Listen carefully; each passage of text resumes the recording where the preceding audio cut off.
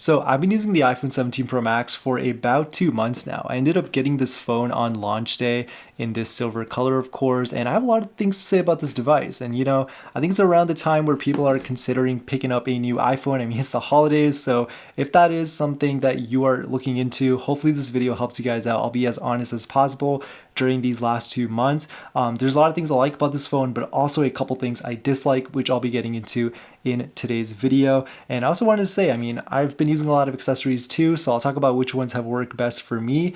We'll talk about the battery, the camera, the build quality, all that awesome stuff. Let's get right into it. Okay, now the first thing up on this list is of course the build quality. Now I'm just gonna say, guys, this phone feels amazing in the hands. It is a lightweight phone. It does not feel that heavy. Now, granted, I rarely keep this phone outside of its case, so to even have this on my table right now, I'm trying to be as careful as possible here, but I just wanted to quickly show you guys here. I mean, I have an iPhone 5 and this thing is literally brand new as well. The plastic wrap on this has never been taken off, but I think that this is like peak Apple. I mean, Apple has introduced a lot of design language that they originally had on this iPhone from 2012. I mean, we have that glass and aluminum unibody design on this iPhone 5, and then similarly on the 17 Pro Max, we have glass right here, a full aluminum unibody design that extends not just on the back of this phone, but literally the entire housing. And so holding this does feel like a full, complete piece. It's a little hard to explain, but it feels very nice in the hands.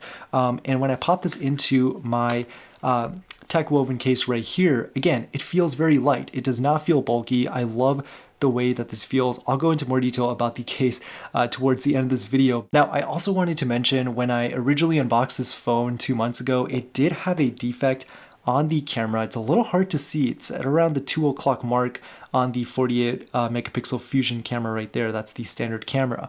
And this was a little disappointing to see just because this was a brand new phone, but I'm gonna be honest with you guys, it did not affect the quality of the video or photos at all. It was completely fine. And so, I mean, I'm sure Apple's going to have tiny defects here and there, but on a brand new device, this was a little disappointing to see. So yeah, I didn't end up doing anything about that, but just beware, that could happen. And there obviously have been reports that people have said that their phones have been denting because of the soft aluminum. Unless you're dropping this phone from like 1, 2, or even 3 feet, then you might get a little bit of a dent in there.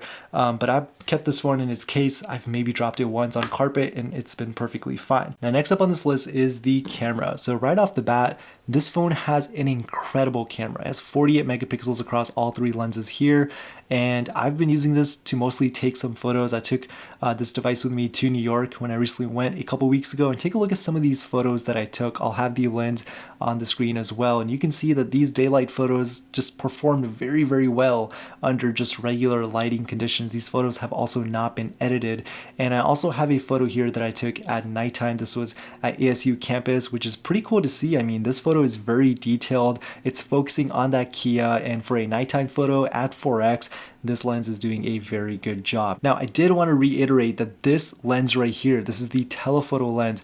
It is 48 megapixels if you shoot this at the full 4x right here. But the second you use the optical zoom to go to 8x, it'll scale down to 12 megapixels. So keep that in mind. It's still using that same camera lens, but it's going to be scaled down. So 4x is probably the sweet spot. I mean, I haven't really been zooming too much into 8x because it does ruin the quality a little bit when you really get into those fine details. Now, you may also remember in the beginning of this video, I mentioned that there was one thing that this phone didn't meet in terms of expectations, and that was using this as a content creation device. Now, don't get me wrong, right? These 3 cameras here are incredible, but this problem here isn't just, specific to the 17 Pro Max. This applies to any iPhone that is running iOS 26. But the problem is that if I wanted to use this phone as an A-roll camera, so imagine this footage that you're seeing here was actually being filmed on the 17 Pro Max. Number one, I would prefer to use ProRes, which uses like an insane amount of storage, and so 256 gigs gets used up very quickly. I think it records like 5 gigs a minute. And number two, I usually like to AirPlay or be able to see what I'm recording in real time. So the ideal solution for me would have been to AirPlay my iPhone screen with the camera on to my iPad, but Apple doesn't allow that natively. But again, guys, this is going to be for such a specific audience that it's probably going to be like less than 1% of people, and so that should not be a reason why you don't get this phone. That's only specific to me. And so yeah, I probably should have done a little bit more research before I got this device, but yeah, I mean, I think that the regular iPhone 17 would have been enough for me in that case, but I will say having the larger display and the better battery is a huge plus, and I would absolutely take that over a much smaller iPhone. But cameras aside, let's talk about the battery, because it actually performs very well, specifically here on the 17 Pro Max. You can see that we are at 61%. We started today with 100% at around 7 a.m. and it is currently 3 p.m. just to give you guys some context there. But you can see all the different apps I've been using today and all of their respective usage. Feel free to pause the video here if you'd like, just to take a look here, but Google Chrome is the highest one, and our always on display is only using about 2% battery, and the home and lock screen about 4%. Now, obviously, because I'm recording this video here, I do have the display set to, stay on for at least 5 minutes there, but yeah, the battery has been performing very well. I will also show you guys here that I have the limit set to 80%, so this means that it won't charge past 80%, but occasionally, just like last night, for example, the phone decided to charge all the way to 100, so this will happen from time to time. But I have been using the 20-80 rule, so I try not to let the battery drop below 20% and try not to charge past 80%. But yeah, sometimes the calibration software does its own thing, and that is completely normal, so this will not affect your battery in the long run. The other thing I wanted to show you guys here is just the battery health. I mean, obviously still at 100%, so nothing too concerning there. The cycle count is at 43, considering, I mean, I've been using this for almost 2 months now. That's pretty impressive. So I've pretty much only had this phone die once completely, which is, where I had to plug it in and wait for it to power up. But other than that, it has never happened to me before. But if you guys are running really low on battery, I do recommend you guys check out the CUKTECH magnetic power bank here. It's pocket size, and yeah, shout out to them for being today's video sponsor. Now, this thing is really small and portable. I've been using it as a backup battery pack, especially for those days where I know I'm not going to have access to a charger or I don't want to bring my backpack around. Now, you can also fast charge your iPhone through the attached USB Type-C cable here, which gets you up to, I believe, 20 watts, which is pretty fast. I mean, you can get about 50% in about 30 minutes, or you can also use the MagSafe by simply snapping it on there. Oh, and as a bonus, you can charge multiple devices at a time. I got my iPhone and my AirPods here charging simultaneously. Now, the magnets on this thing are really strong on this device, and this phone is not going to fall off easily. Now, you do get about 10,000 milliamp hours, which equates to about one full charge on the iPhone 17 Pro Max. And this thing is budget friendly and about a fifth of the price of what you'd pay at the Apple Store, and their battery pack doesn't even work with the iPhone 17 Pro Max. And the best part is I did get you guys an additional discount as well, so you can get an additional, I believe, 15% off. The discount code will be linked down below. But back to the video, and speaking of accessories, let's talk about the tech woven case that I have here. Now, I'll be honest, this is the first time I actually bought an Apple case and ended up keeping it. I mean, I've gotten a leather case before for an older iPhone SE, which I ended up returning, but this is going to be my honest review. I really like this case. I think compared to fine woven, based on what I've read online, like this case is like miles better. Like it is a much better case. The buttons are very easy to click. Accessing camera control is very easy as well. So let's go ahead and just pop this straight into here right there. We took a screenshot by accident, but yeah, very easy to click. And you can see there obviously is camera plateau protection there, and the camera control button, very easy to access. Now, I did also buy the original Apple clear case as well, but I found it to be very slippery in the hand, so I was scared that the phone was going to fall out. So I ended up returning that back to Apple, but I used my Apple card to purchase this phone, so I got 3% cash back. So I was like, you know what? I'm going to go ahead and just buy this case, see what it's all about, and honestly, I love it. Now, one thing I don't like a lot about this case is like, when you wake up in the morning and like the first thing you touch is your phone, it does feel a little weird when you haven't used your phone in a very long time. It just kind of catches you off guard a little bit because it feels very grainy. It kind of feels like you're holding sand sometimes, so that is something you'll need to get used to. But I love this color combination here, the silver and the blue. I think it looks really nice.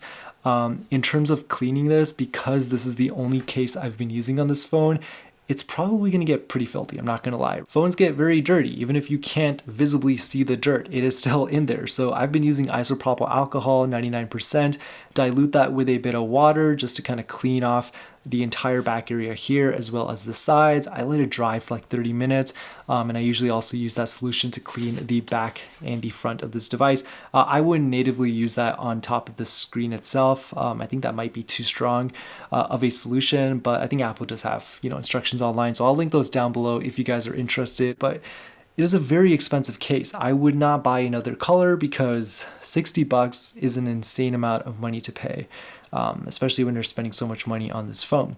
So yeah, I do recommend it. Just take care of it, clean it frequently because this thing will obviously get very dirty. The other accessory that I have here, which obviously is more of a content creator accessory, I mean, I've been using this as, you know, kind of just a MagSafe camera tripod mount. I did show this earlier, but it's really nice. I mean, you can prop this up on a tripod, so very, very easy to use there. And the other one that you guys will notice, and you know, let me just put this on battery saver mode, and that is a matte glass screen protector. We'll go ahead and clean that up right there a little bit. But I really like these screen protectors. I think they look really, really nice. Now they do degrade the screen quality a little bit, so that's why if you open up something with like, you know, a white background, it might look a little pixelated up close. But matte glass screen protectors, in my opinion, are my favorite. They do make the device look very, very sleek. We'll go ahead and take off this case as well so you guys can get a better idea for what this looks like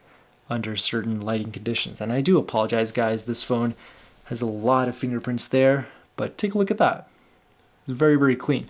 Now the brand I'm using here is called Mothka, I believe. I'll have a link down below. I was using a different brand before, but it was pretty bad because both screen protectors ended up cracking within the first 2 months of ownership. So I ended up switching to a completely different brand, and this one has been perfectly fine. So it'll be linked down below. And yeah, I also ended up getting AppleCare Plus as well, just because, you know, I want to be a little extra careful.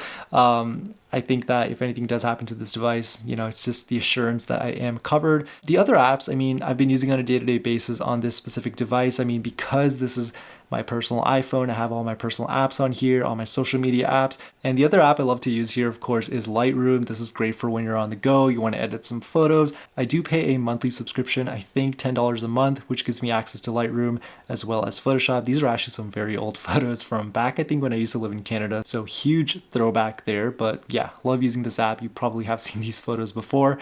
We have Photoshop as well, which is great for, you know, just editing on the go as well. I also love Creator Studio. This kind of goes back to the whole idea of like being able to see myself when I'm recording. This allows me to control my camera and see exactly what my Sony camera is seeing in real time. So definitely a very nice app there for content creators. But besides that, guys, again, it's only been 2 months, nothing crazy. I have pretty much all the same apps on here that I had on my iPhone 16e, but I will say for the most part, this has been a fantastic device. I would still highly recommend it, especially for someone who is planning to use that telephoto camera, get that extra zoom in there. I think compared to the 16 Pro, 16 Pro Max, that telephoto camera is going to perform a lot better, especially with that full 48 megapixels. Keep in mind that at 8x, it will crop down to 12 megapixels. So definitely keep that in mind. But for the most part, guys, love this phone. If you're considering this, you're probably going to be buying it for its size and its battery as well as the cameras. But don't forget about the regular iPhone 17 as well. It is a very, very good device. I've had 2 people at my day job ask me which iPhone they should get. I recommended the iPhone 17 to one person and the 17 Pro to the other. And again, it's going to come down to personal preference. The iPhone 17 is a fantastic device. $799. You get the Pro model iPhone features. You're just going to get a slightly worse battery life and a smaller size. But other than that, guys, it stayed exactly the same. But anyways, I hope you guys enjoyed this video. Let me know if you guys want to see more videos just like these. I have some more phones coming in the mail in a couple days, so keep an eye out for that. But anyways, I'll catch you guys on the next one. Peace.